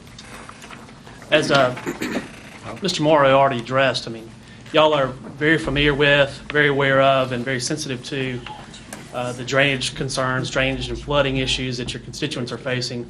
Some of those y'all can handle as a county on public property. Sometimes you can't because it's on private property, and a lot of times, your constituents don't understand that and don't appreciate that fact. What you've got before you today is a scope for a comprehensive drainage program to look at the county, look at things on a countywide basis, and in doing so, applying a holistic approach versus a Band-Aid approach here and a Band-Aid approach here. It's just applying a very methodical and strategic approach to address flooding and drainage issues throughout the county. Water, it doesn't take a rocket scientist to know that water flows downhill. And hopefully, by assessing things on a county-wide basis, you can not only retain water upstream or at least slow it down. So by the time it gets in some of these subdivisions where y'all can't act, you're preventing the capacity from being breached in the first place by by implementing measures, structural and non-structural, to address that flooding potential on the front end. So, and along with that, as you're looking at things on a county-wide basis, basically the process would involve looking at priorities and potential priorities in each of your districts and applying a quantitative value to the priorities that each of you know that you have in your individual districts. You'd place a value on them, based on human health and safety, the value of the flood protection that's granted if we do this project today versus, and maybe push another potential project down the road someplace. But you'd assign that quantitative value to these identified needs, and one by one knock those off. And in doing so, you'd also take into account the fact that, well, if we do a piecemeal approach, if we don't do it on a county-wide basis, if we apply a piecemeal approach, maybe we stick a Band-Aid here, but we end up causing a problem somewhere else because water doesn't follow political boundaries; it flows downhill. Another element to it would be looking at institutional and policy needs. You're looking way down the road here. I mean, this is, y'all know your flooding and drainage issues. Y'all dealt with them for decades, right? And this would be a way to put an actual program in place going forward to look at 5, 10, 20 years down the road from today to help you plan better. Y'all have discussions every board meeting about approving new subdivisions. Rankin County is growing. It's only going to continue to grow. And the more you grow and the more asphalt and concrete you lay, the flooding problems are only going to get worse.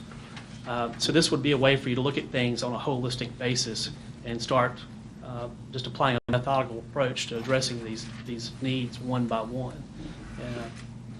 Additionally, we would incorporate in this program into a master plan not only your institutional and policy potential solutions, like looking at do you one day need to apply an assessment on property owners based on the benefit that they derived, if they derive a benefit at all. So that could be looked at as a way for y'all to have some local funding as you seek to leverage your own funds from those assessments and other county dollars with state and federal dollars looking into the future. And also, this would also incorporate in the master plan funding strategies and funding potential programs that you could use and start working toward, but you got to have a plan in place in order to shop that, in order to solicit more federal funds. Y'all been pretty successful at getting NRCS dollars on most annual basis as those dollars are available to apply those patches. But again, that piecemeal approach, you may be addressing that issue today only to be causing another problem somewhere else because we're not looking at things in a more holistic fashion. So with that, I'll be quiet for a second, and any comments y'all have. I have a couple questions. On Yes, here sir. you have 3 phases, and there's months beside each one. Yes, sir.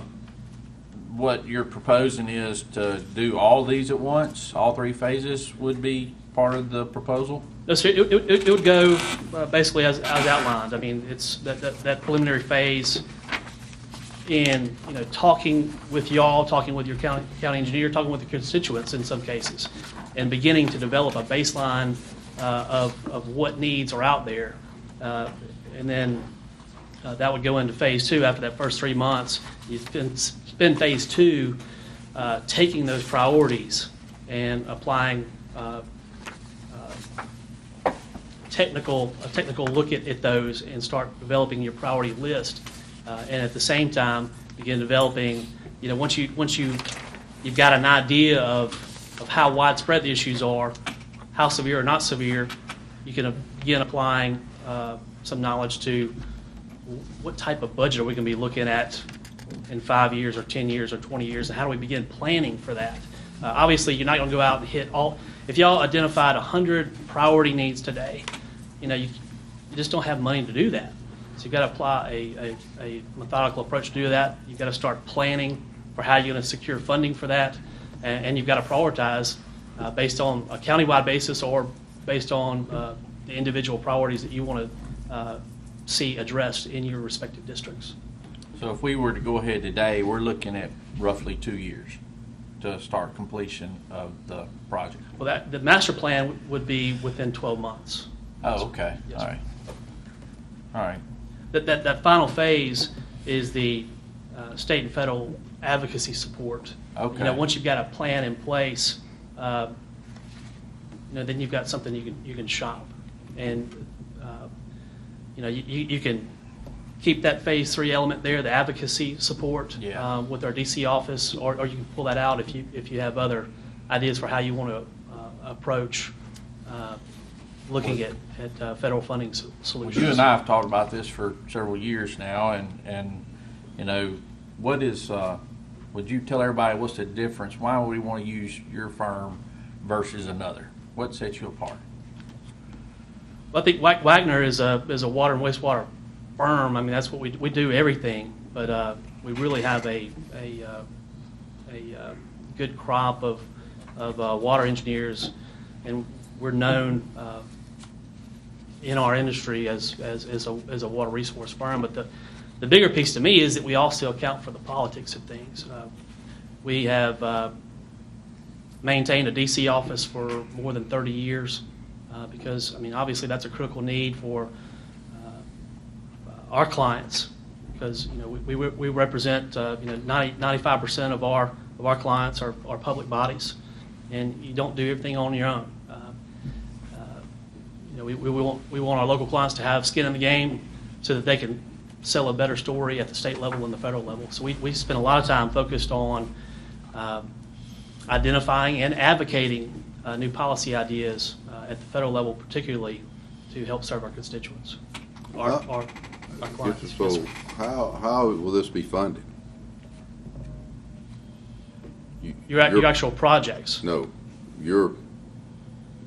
what you're talking about. I'm proposing to pay it out of bridge and culvert. I'm not. Yes, sir. It come out of. What kind of estimate cost? $267,700 or so for the entire program. And that will establish us a countywide needs and far as what we have to be able to, from that point, we will have a plan to be able to work and go to Washington and start seeking funds.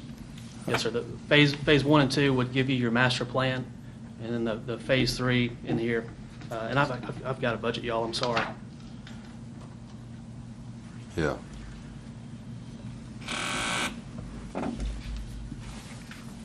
While you're doing that, I want to ask a question. You can think about it. Could this be paid over 2 budget years, and not all up front? Yes, sir. We can. I mean, if it's going to be a 24-month global thing, could it be paid out over 2 years? Yes, sir. I think it's kind of geared towards if he completes each step. phase Is that of the project, then he submits his invoice, you know. And I see that. I see it now in the budget. Okay. How successful though? All right, well, you got this, okay?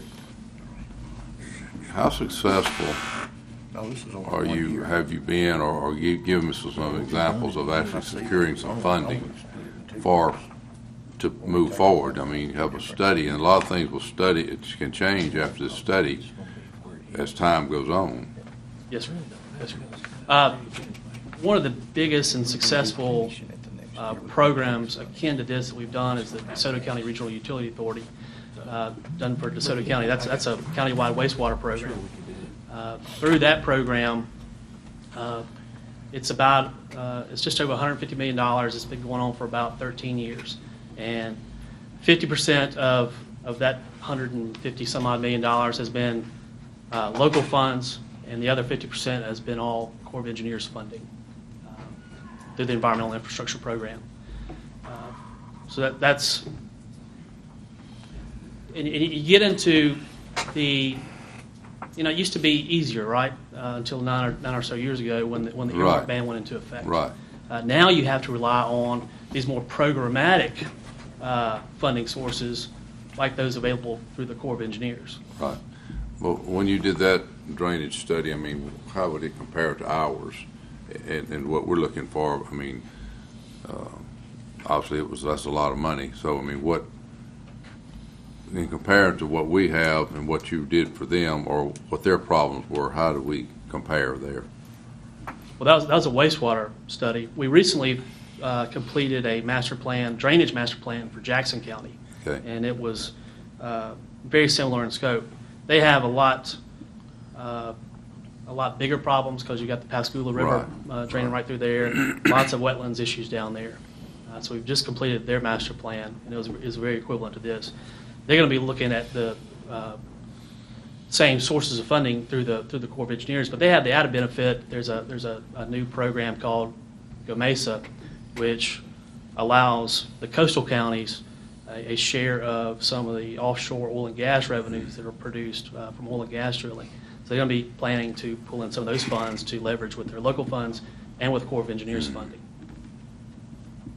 So that's just, It's a but different we haven't actually situation, though. gotten anything moving forward on that. No, sir, yet. not with Jackson County. No, sir. We just right. finished the plan. Yes, sir. Well, And another would be LaFleur Lake. You know, that's been on the drawing board for since 1979, and since we've been involved with that, I'm not sure what the exact number is, but that's a similarly situated program where I forget what's the authorization on that one. $133 million in core funding for that program. Is that the One Lake project? Yes, sir. Okay. I didn't know what it was called now.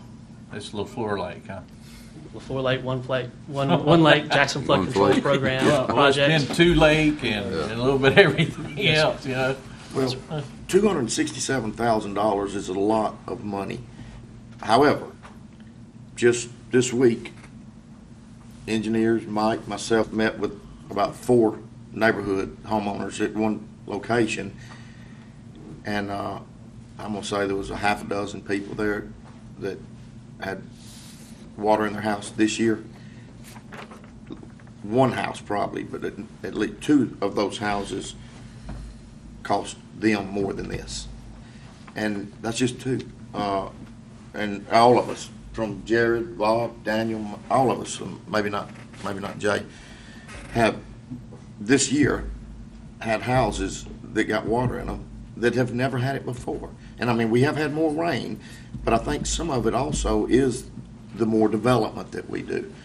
So I really think we need something. I think until we establish where our problems are and the global aspect of it, like you say, we're just putting a Band-Aid on it and causing a problem downstream or maybe upstream. And this doesn't impede you from going about things the way you've been doing them. At the same time y'all are developing this master plan, y'all can continue to solicit NRCS funds or other resources to continue addressing those priority needs. But while that's going on, you're looking at the big picture as well. I mean, we're looking right now at a problem over on the East Brandon interchange with Richland Creek. I mean, they're hitting a stumbling block because of the potential water displacement. And if we can address issues downstream further in the south part of the county or Richmond and Florence and stuff like that to address the overall flow of the water, it may enhance that project. But right now, it's kind of hitting the wall because of the water issue, and having to do a redesign potentially or whatever.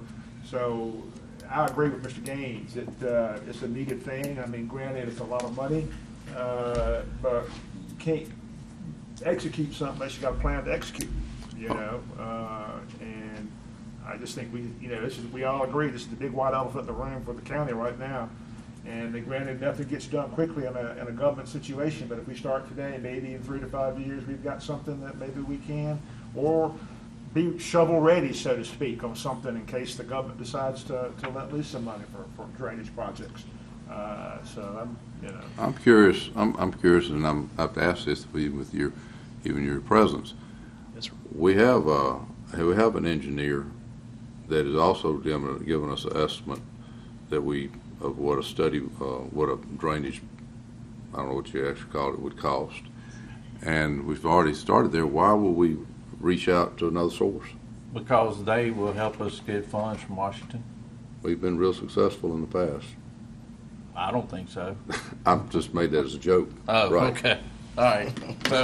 But nonetheless, I'm just we asking have why. a problem and it's something that's been here since before I've been a supervisor, and they can offer us a path to help solve this. So, Well, how are we locked in? I mean, once we commit to this, then we're locked in what way? what do you mean locked in? Okay, if we commit to this and we do this study, then basically we have them on whomever, on long-term contract from here on out. Whatever projects can come from this year is not necessarily going to go to their firm. That's what I'm asking you. Okay. Well, no. Well, I mean, what? That's what I was asking. Yeah. I mean, we are. So all we're committing to really is a study. Yeah. And nothing else. And the reason why we would want to select them is because they have the resources to help us obtain funding for future projects. And if they were to help us get projects, I for sure would want to let them do that project. I wouldn't want to give it to somebody else. I understand, You know? Jay. I understand. It's not my first rodeo where you're trying to explain it. But what I'm getting at, what point we I've never been in one. I'm trying to. Can you put me in one? Where are we committed? I mean, I don't want to get us in a place that we're committed and we can't move forward. Yeah, I don't think we are. Just like any other. Once we people sign a hire. contract, though, is what I'm getting at. Are we signing a contract to this, and what else does that contract lead us into? I'm asking. That's totally, you're not locked in, no, sir.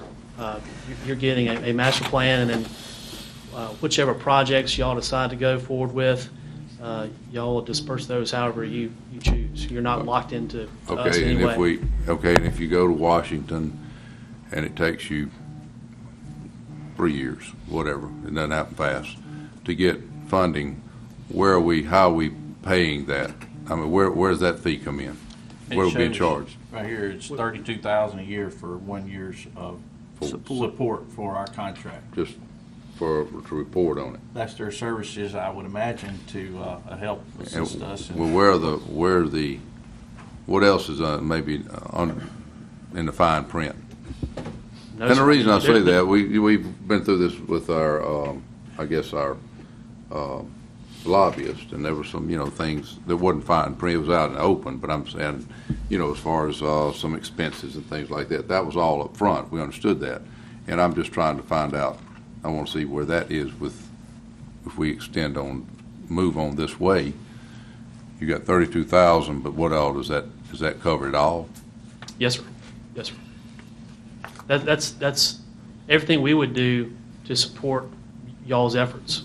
Okay, and how committed do we set to stay with 32, stay with this? At what point could we pull out if we're not getting anything bang for our bucks? Well, the agreement will allow for that. Yes, sir. There'll be provision, I think with probably 30 days notice or 15 days notice, y'all can, any party can pull out. But you're not committed beyond, there's no obligation for y'all to, just because if we were to develop the plan and then help you with your advocacy approach, there's no commitment to us, and there won't be any, Mr. Slade will make sure that there's nothing in the agreement that would require we do anything beyond that. I mean, obviously we'd love to because we want to do work, but that's for y'all, that's for this board to decide. Yeah. I just wanted to ask one thing real quick, just shortly. Being it is my first rodeo all the way around, is the 267,000? Is that? I don't know how comparable the number of that is. I mean, is that a good price for that? I don't know. I don't know the answer to that question. I guess that's my point. I don't know the scale of putting. And John, I hate to ask you, put you on the spot to ask that question, but how does that price compare into the scope of the study you're going into? I'm just trying to understand the magnitude of the money cost based on the project itself. Mm-hmm. Yeah, I know your reputation, John, is extremely great and well resourced around you. So thank you for that. And I do trust you. I just want to hear the scope of the money and the value we're getting for that price. Yes, sir. The scope and budget is very comparable. I don't know the exact figures, but it's very comparable for what we did in Jackson County. Okay. Now, Jackson County, what we ended up with in Jackson County, because one thing if I were you, I would ask, Sure. well, you just got through saying their problems are bigger than mine. Right. That's true.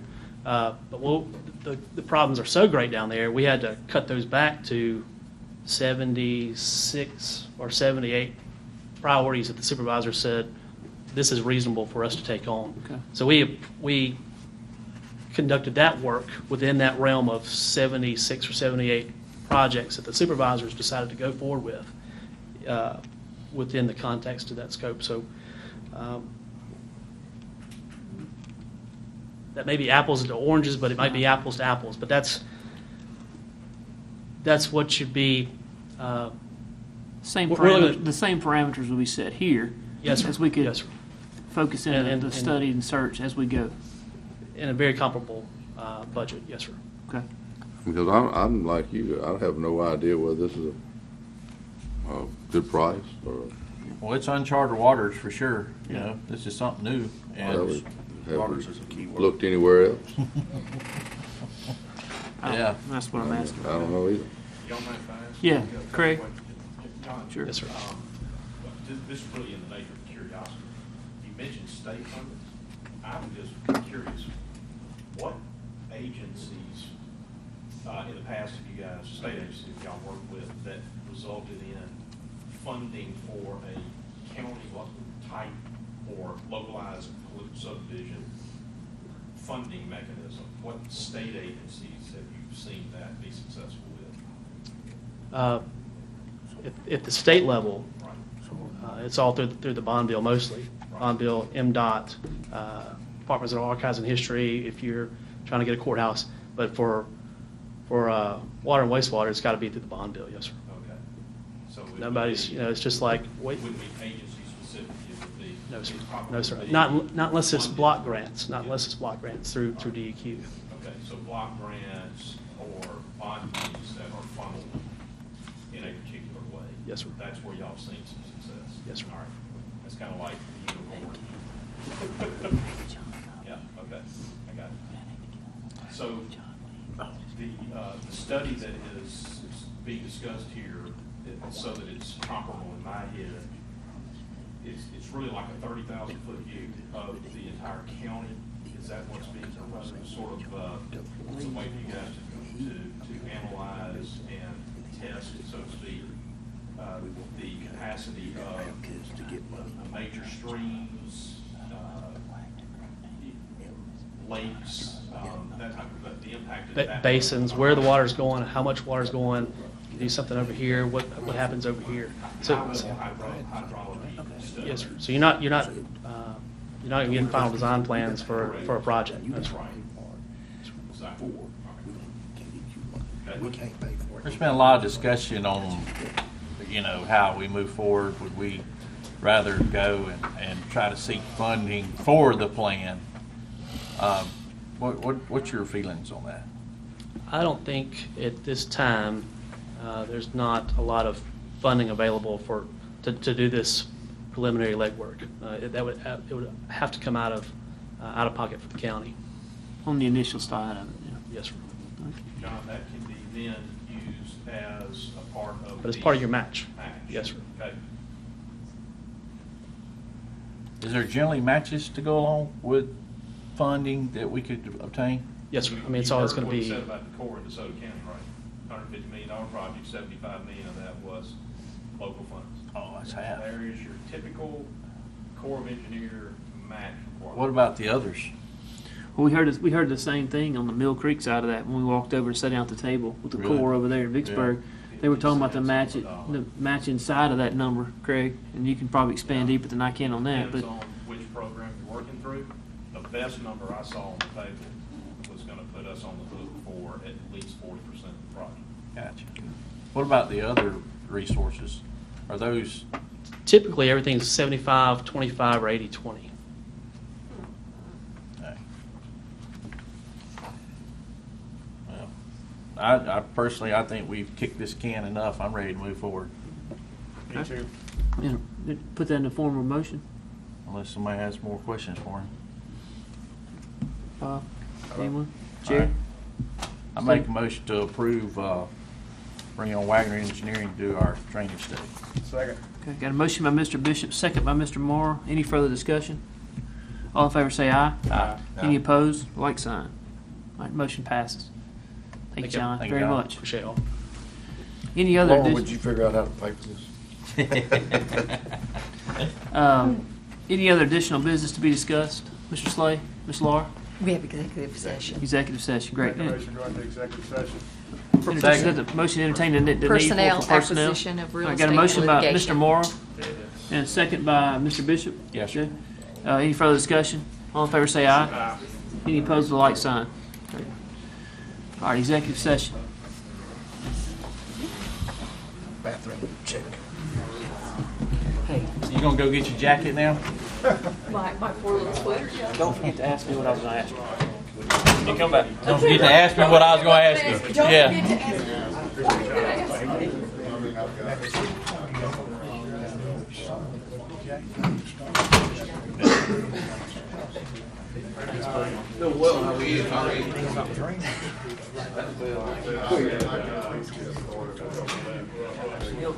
Yeah, the trees.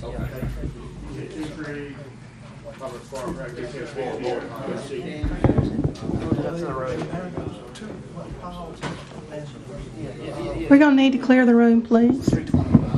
I'll do it. Hey, man, you,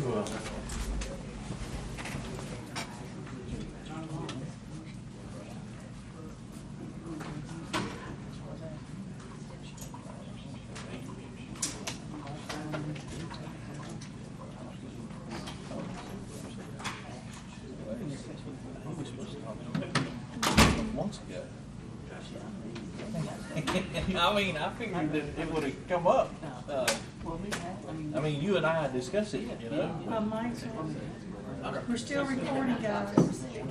Hey, Jay, Jay, Still recording. be aware. Be aware.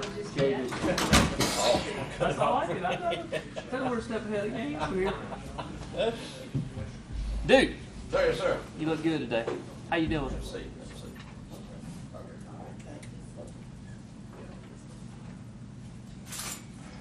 All right, we ready?